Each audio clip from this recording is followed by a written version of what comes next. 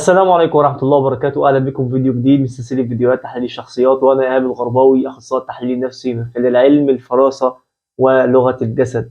وفي الفيديو ده إن شاء الله هنشتغل مع شخصيتين أنا شخصيا كنت مهتم ولمدة كبيرة جدا إن إحنا نعمل فيديو عن تحليل أو مقارنة ما بين تحليل الشخصيتين، شخصيتين كبار جدا وشخصيتين بيشغلوا تفكير ناس كتير جدا من رواد كرة القدم والمهتمين بمجال وعالم كرة القدم. وفي الفيديو ده إن شاء الله هنعمل مقارنة تحليلية قوية جدا ما بين تحليل شخصية الأسطورة ورئيس النادي الأهلي الكابتن محمود الخطيب، وكمان هنعمل مقارنة ما بينه وما بين تحليل شخصية مستشار مرتضى منصور رئيس نادي الزمالك. وهنتكلم في الفيديو ده عن طريقة التفكير عند كل من رئيس نادي الأهلي ورئيس نادي الزمالك، وكمان هنتكلم في آلية ردود الأفعال وكيفية التعامل بشكل عام، أو يعني تفاصيل الشخصية بشكل عام، سواء عند الكابتن محمود الخطيب أو عند المستشار مرتضى منصور. فخلينا كده دلوقتي نبدأ الفيديو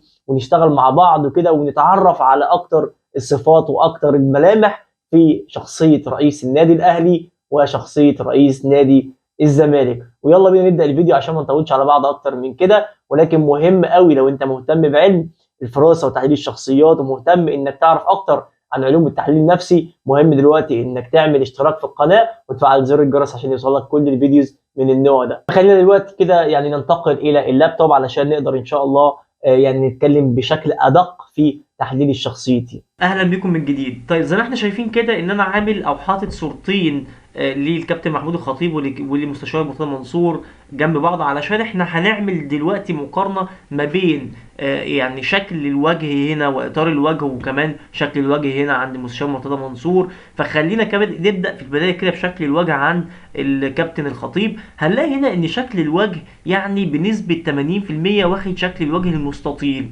الوجه المستطيل هنلاحظ كده ان يعني طول الوجه مع العرض الوجه كده يعني يقدر يدينا الوجه المستطيل.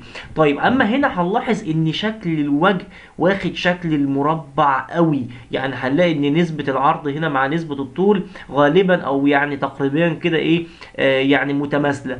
طيب شكل الوجه المستطيل ده زي ما احنا اتعودنا، احنا في البداية ما بنحكمش على الشخصية من شكل الوجه في الاول، انما احنا بنتكلم على الملامح بالتفصيل، ملمح ملمح، يعني شكل الجبهة ثم الحواجب ثم العيون ثم الخط الاسفل للعين ثم الانف ثم الاسنان الفم الشفايف، يعني كل التفاصيل دي. وبعد كده في النهاية طبعا بنقدر ان احنا نماتشنج كل هذه الملامح او كل هذه الصفات مع اطار الخارجي او الشكل الخارجي او الشكل الهندسي للوجه. وده عادة الناس بتقع فيه، في ناس في البداية بتحكم على الشكل الهندسي في البداية، بعد كده بتبدأ تبني عليه الصفات والملامح، ولكن انا يعني اختلف مع هذه المدرسة. فخلينا نشتغل من خلال مدرسة البرسونولوجي ونتكلم تلقائيا كده على طول في الشكل الملمح. طيب اول ملمح عندنا هنبدأ بيه وهو شكل الجبهة. هنلاحظ ان الجبهة عند الكابتن الخطيب هنا صاحب الجبهة العالية العريضة، اما المستشار مرتضى منصور هنلاحظ ان هو الجبهة بتاعته ضيقة جدا. طيب ده معناه ايه وده معناه ايه؟ خلينا نبدأ عند كابتن الخطيب ونقول ان صاحب الجبهة العالية شخص بيتمتع بثقة عالية جدا بالنفس. الشخص اللي زي كده بالمناسبة يا جماعة من الشخصيات التي لا تهاب أي موضوع. يعني إيه؟ يعني الشخص اللي زي كده لو دخل في موضوع فهو عنده ثقة عالية جدا بنفسه وإمكانياته وقدراته إن هو هيكسب هذا الموضوع. كمان الشخص اللي زي كده بيثق في قدراته وإمكانياته ثقة عالية جدا. طيب حاجة مهمة كمان إن الشخص اللي زي كده بيحتاج إلى كثير من المعلومات وكثير من المعطيات وكثير من البراهين وكثير من التفاصيل عشان يقدر ياخد قرار معين، لانه شخص غير اندفاعي، شخص غير مشتت، شخص لديه القدرة العالية على استنباط الامور واستنتاج الامور بشكل كبير جدا. طيب ده كله يقول لك ان الجبهه الطويله العريضه دي بتقول لك هذه الصفات. طب تعالى كده نروح عند الجبهه الثانيه عند المستشار مرتضى منصور، وهنلاحظ ان هي الجبهه يعني ضيقه، او الجبهه اللي هي يعني مش كبيره. طيب ده معناه ايه؟ ده معناه ان هو شخص مشتت جدا، شخص مش عارف هو عاوز ايه، شخص كثير الافكار، شخص كثير القرارات، شخص من الممكن انه يكون اندفاعي بشكل كبير جدا، لان هو هو بالفعل مش عارف هو عاوز ايه، مش عارف هو محتاج ايه. طيب خليني اقول لك على حاجه، ان صاحب الشخصيه دي عند المستشار مرتضى منصور، صاحب الجبهه دي، نصيحه غاليه مهمه جدا، ان صاحب هذه الجبهه او اي شخص عنده هذه الجبهه مهم جدا انه يكون بيفعل اوبشن الخاص بالاستشارات. يعني ايه؟ يعني يسال كتير، يعني يستفسر كتير، يعني ما يكونش شخص ديكتاتوري برايه، ده علشان يقدر يحقق النجاح. طيب انا ليه بقول لك الكلام ده؟ لان كتير جدا من متابعينا الاعزاء لما دايما بيسالوا عن الصفه السلبيه اللي ممكن تكون في الملمح او في الصفه، كمان بيسالوا ازاي ممكن نحول هذه الصفه من صفه سلبيه الى صفه ايجابيه. فانا عشان كده دلوقتي بقول لك ان صاحب الجبهه الضيقه شخص مهم جدا ان يكون عنده القدره على استشاره الاخرين، انه يسال ويستفسر ويكون عنده يعني اكثر من مستشار واكثر من شخص بيثق فيه يديله معلومات صادقه. طيب فده كان شكل الجبهه عند رئيس نادي الاهلي كابتن الخطيب، وكمان رئيس نادي الزمالك المستشار مرتضى منصور. طيب خلينا نبدا كده وندخل في الملمح رقم 2 مباشره. واحنا زي ما احنا عارفين ان احنا يعني بنبدا الملامح كده من اول الجبهه، مرورا بالحاجب، مرورا بالعيون، مرورا بالانف، مرورا بالشفايف، مرورا بالاسنان، مرورا بالذقن، مرورا بالفك او يعني الذقن العريض او الضيق. فاحنا هناخد كده يعني تدريجيا كده الملامح والصفات جزءا بجزءا. فاحنا كده خلصنا الجزء الخاص بالجبهه، هنبدا دلوقتي كده الجزء الخاص بالحواجب. طيب هنلاحظ هنا برضو في حاجتين مختلفتين تماما. ايه هما؟ هنلاحظ ان هنا الجزء الخاص بالحاجب عند رئيس النادي الاهلي كابتن الخطيب، هنلاقي ان شكل الحاجب هنا لو انت خدت بالك معايا هو واخد الشكل الدائري. طيب خد بالك دي سمه مهمه جدا وملمح جميل جدا، انا شخصيا بحب الملمح ده قوي. وهنلاحظ برضو هنا عند المستشار مرتضى منصور ان الحاجب عنده يعني غير واضح، تحس انه مش موجود اصلا. طيب برضو هناخد بالنا من السمه او من الملمح دي، ولكن هنتكلم الاول عند الكابتن الخطيب. وهنقول ان صاحب الحاجب الدائري ده او شبه الدائري ده من الشخصيات المنظمه جدا. بص هنركز هنا كده، هنلاقي ان الحاجب عنده واخد شكل الدايره. بص الماوس هنلاحظ ان الحاجب عنده واخد شكل الدايره. طيب ده معناه ايه؟ ده معناه ان هو شخص منظم جدا. الشخص اللي زي كده بالمناسبه لا يبدا في الشروع في اي عمل غير بعد جمع التفاصيل زي ما احنا قلنا، والترتيب المسبق، ويكون عنده كافه المعلومات والبيانات. كمان الشخص اللي زي كده يكره العشوائيه بشكل شديد جدا. ليه بقى؟ لانه شخص منظم بشكل كبير. فالشخص اللي زي كده غالبا هتلاقي بيته منظم جدا، السياره بتاعته منظمه جدا، ادواته الشخصيه منظمه جدا. وكمان بالمناسبه الشخص اللي زي كده ما بيحبش ان حد يحرك حاجه من مكانها، وخصوصا لما تكون حاجه خاصه بيه هو او احد ممتلكاته. طيب حاجه كمان مهمه جدا، ان الشخص اللي زي كده ما بيحبش يسلف حاجته لحد، او ما بيحبش حد يستعير حاجته، لانه بيحافظ على حاجته بشكل كبير جدا وبيهتم بيها برضه بشكل كبير جدا. طيب دي كان شكل الايه؟ شكل الحاجب عند الكابتن الخطيب. طب نلاحظ برضه حاجه، شايفين المسافه اللي في النص دي ما بين الحاجب والحاجب ده؟ هنلاقي هنا مفيش شعر. طيب ده معناه ايه؟ ده معناه ان الشخص اللي زي كده بيسعى الى السلام النفسي بشكل كبير، شخص يبتعد كل البعد عن المشكلات وعن يعني الحاجات اللي ممكن تسبب يعني نوع من انواع المشاكل او نوع من انواع الصراعات. هو شخص ما بيحبش الصراعات، ما بيحبش المشاكل، بيحب يشتغل في هدوء وفي سلام نفسي. طيب نيجي هنا كده عند المستشار مرتضى منصور، وهنلاحظ برضو ايه؟ ان الحاجب هنا كده يعني شبه مش موجود. طيب ده معناه ايه؟ احنا قلنا من شويه كده ان الشخص ده اندفاعي. هنلاحظ هنا كمان ان الشخص ده يعني من الممكن ان يبدا في تنفيذ الاعمال ولكن ما عندوش المعلومات الكافيه. طيب ده ممكن يسبب ايه؟ ده ممكن يسبب انه يعني يدخل في صراعات، انه يدخل في مشاكل، انه يتعرض بشكل مفاجئ لانواع كتير جدا من الضغوط وانواع كتير جدا من المشكلات. طيب خد بالك برضو دي حاجه مش كويسه، ومهم ان احنا نعيد ضبط آلية هذا الملمح او هذه الصفه. طب ايه المطلوب زي ما احنا قلنا في البدايه وهنأكد على الكلام تاني؟ هو اننا يكون عندنا استشارات، نفعل اوبشن خاص بالاستشارات. يعني ايه؟ يعني انا هبدأ في حاجه معينه اسال ذوي الخبره في الموضوع ده، ومش مهم ان يكون يعني عندي كل الخبره، لان ما حدش عنده كل الخبرات عن حاجه واحده. فمهم جدا ان يكون عندي الاستشارات. طيب هنلاحظ برضو حاجه سريعه كده ومهمه جدا من شكل العيون. هنلاحظ هنا بص كده ان في مسافه ما بين الحاجب وما بين الرمش العلوي للعين. المسافه دي شايف الماوس بيتحرك فين؟ المسافه دي كده. طيب ده معناها ايه؟ ده معناه بقى ان هو شخص صريح جدا، شخص مباشر لأبعد حد. يعني الشخص اللي زي كده بالمناسبة من المسافة دي، بص المسافة دي، طيب الشخص اللي زي كده شخص بالفعل يعني بيحب بالآخر كده يدخل في صلب الموضوع مباشرة، وبيحب يبدأ في تنفيذ الأعمال. خلاص هو فكر خد قراره يحب ينفذ الأعمال مباشرة. طب هنلاحظ هنا كده عند مستشار مرتضى منصور هنلاقي المسافة دي يعني صغيرة جدا. فالشخص اللي زي كده يعني عنده نوع من أنواع المناورات. يعني إيه المناورات؟ يعني الشخص اللي زي كده من الممكن بشكل كبير ان هو يعني يروح ويجي معاك في مواضيع، تاخده من موضوع لموضوع.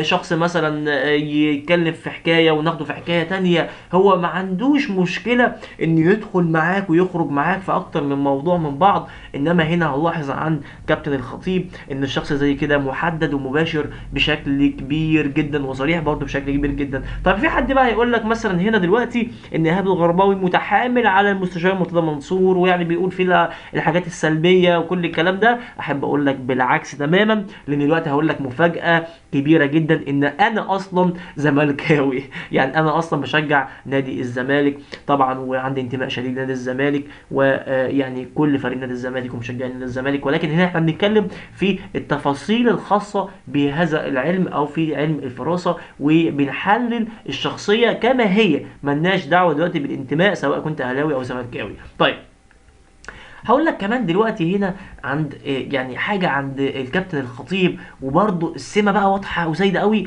عند مين؟ عند المستشار مرتضى منصور. ودي برده حاجه يمكن تكون سلبيه الى حد ما، ولكن برده هي هنا بدرجات متفاوته. طيب هنلاحظ هنا ان العين عند الكابتن الخطيب يعني عين ملونه تقريبا، هي واخده لون يعني الاخضر ولكن مش صريح. اما هنلاقي هنا كده عند المستشار مرتضى منصور ان العين اخضر بصريح، اخضر جامد، اللون واضح جدا. طيب ده معناه ايه؟ صاحب العيون الملونه زي ما احنا اتفقنا قبل كده ان الشخص احيانا انت كشخص بتتعامل معاه احيانا ممكن تشعر بعدم راحه او بعدم اريحيه في التعامل مع هذا الشخص. طيب هنلاحظ هنا ان السمه او الملمح دي مش واضحه قوي، انما هنا هنلاحظ ان السمه والملمح واضحه جدا. طيب وهنلاحظ كمان عند المستشار مرتضى منصور البياض اللي حوالين حدقه العين. شايف الماوس بيتحرك فين؟ البياض ده، البياض ده بيقول لك ايه؟ بيقول لك ان الشخص ده بيمر بضغط نفسي شديد جدا. الشخص زي كده عايش في صراعات نفسيه شديده جدا. ايوه البياض اللي انا بحرك عليه الماوس دلوقتي ده. طيب ده معناه ايه؟ ده معناه ان الشخص بيمر بصراعات نفسيه شديده جدا. انما هنا هنلاحظ برضو ان البياض ده مش واضح قوي.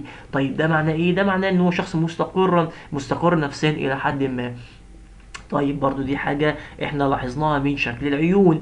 طيب حاجة كمان مهمة جدا هنلاحظ هنا كده الخطوط اللي تحت العين. الخط اللي تحت العين ده احيانا الناس تقول لك ان الخط ده ممكن يكون يعني متعلق بالسن الى حد ما، ولكن احب اقول لك برضو حاجة مهمة جدا، ان الخط ده احنا علشان ناخد منه ملمح او ملمحين فبيكون يا اما خط صريح زي المستشار مرتضى منصور كده على سبيل المثال في خطوط تحت العين، او بيكون الخط ده عند كابتن الخطيب زي ما احنا شايفين كده. شايف الخطوط اللي بره العين دي؟ الخطوط دي بتقول لك ايه؟ الخطوط دي بتقول لك ان الشخص اللي زي كده شخص فكاهي بطبعه، شخص يعني ما بيحبش الكآبة، شخص فرفوش بطبعه، شخص بيحب الضحك وبيحب اللطافة والدنيا تكون ظريفة حواليه. انما هنلاحظ هنا برضو ان الخطوط دي ضعيفة جدا. يعني هنلاحظ هنا كده، خليني كده ابعد المربع ده شوية كده، هنلاحظ ان الخطوط دي عند مرتضى منصور ضعيفة شوية. طيب ده معناه ايه؟ ده معناه انه شخص ما بيضحكش كتير. زي ما احنا عارفين طبعا لو انت بتتابع او لو انت مهتم يعني بالكورة وبتتابع هذه الشخصيات هتعرف برضو ان يعني يمكن كابتن الخطيب مبتسم اكتر في لقاءاته او في يعني التوك شو اللي بيظهر فيها، انما يعني كابتن مرتضى منصور او مش مرتضى منصور مش بشكل كبير بيكون يعني طول الوقت او معظم الوقت بيضحك او يعني عنده نوع من انواع البهجه. طيب حاجه كمان كده، خلينا بقى نخفي المربع ده كده وخلينا كده نتكلم بقى في شكل الانف. طب احنا ممكن نرجع المربع ده ونحطه على شكل الانف؟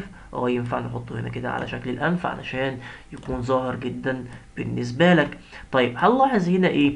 هنلاحظ هنا من شكل الانف وخلينا نبعد بقى المسافه دي كلها عشان نتكلم عنها ايه جزء جزء. طيب هنلاحظ برضو هنا المربع ده دلوقتي فيه شويه تفاصيل كده حلوين جدا، هنتكلم عنهم دلوقتي بالتفصيل، وكمان نحب نتكلم عن نفس التفاصيل عند المستشار مرتضى منصور، لان برضو الجزء ده فيه تفاصيل كتير جدا. طب خلينا دلوقتي كده نبدا عند كابتن الخطيب ونشوف التفاصيل الموجوده هنا. هنلاحظ بقى هنا حاجه مهمه جدا، ايه هي؟ وخد بالك سبحان الله، يعني الحاجتين دول يعني عكس بعض، فيهم نقد شديد جدا. طب خلينا نلاحظ هنا ايه؟ نلاحظ هنا ان في نتوء عظمي، الجزء ده من الماوس اللي بحرك فيه الماوس دلوقتي ده، الجزء ده اسمه نتوء عظمي. النتوء العظمي ده في الانف او في قصبه الانف معناه ايه؟ معناه انه شخص لديه قدره استثماريه عاليه جدا على استثمار الاموال وتوظيف الاموال. يعني ايه؟ يعني الشخص زي كده يعرف يستثمر امواله بشكل كبير، يعرف يستثمر اموال النادي بشكل كبير. كمان حاجه مهمه بقى جدا، الشخص زي كده عنده مهاره عاليه جدا في وضع الرجل المناسب في المكان المناسب. يعني الشخص زي كده لو هو اللي هيوظف الجهاز الفني فهو عنده قدره على اختيار الجهاز الفني بحكم ان هو كان لاعب وعنده خبره قبل كده. طيب لو هو هيوظف مجلس الاداره بتاعه فهو كمان عنده قدره عاليه جدا على توظيف مجلس الاداره بتاعه، وده لانه برضه عنده قدره عاليه جدا على التوظيف والاستثمار. طيب هنلاحظ بقى عند المستشار مرتضى منصور ان النتوء العظمي ده غير موجود، فهنا عكس السمه تماما، هنا في اختلاف عكس السمه تماما. عشان ما اشرحهولكش مره ثانيه خلينا ايه نقصر وقت الفيديو. طيب حاجه كمان مهمه جدا، هنلاحظ ايه بقى؟ هنلاحظ بقى هنا ان في، شايف الخط اللي حوالين الفم ده، الخط ده، الخطين دول، وهنلاحظ برضو هنا ان في خطين صراح واضحين جدا. طب ده يقول لك بقى ايه؟ ده يقول لك ان هذا الشخص كابتن خطيب عنده قدره دراميه عاليه جدا. الشخص زي كده يعرف يشرح افكاره ويوصل افكاره باستخدام لغه الجسد بشكل كبير جدا، فهو لديه قدره عاليه جدا على توظيف الافكار والمشاعر. كمان نفس الكلام عند المستشار مرتضى منصور، ونلاحظ بقى ان المستشار مرتضى منصور يمكن عنده القدرة أعلى بشكل كبير على شرح أفكاره وعلى توظيف أفكاره، ويقدر يوصلك المعلومة بشكل أسهل. طيب هنلاحظ بقى كمان حاجة مهمة جدا، خد بالك بقى إيه هي؟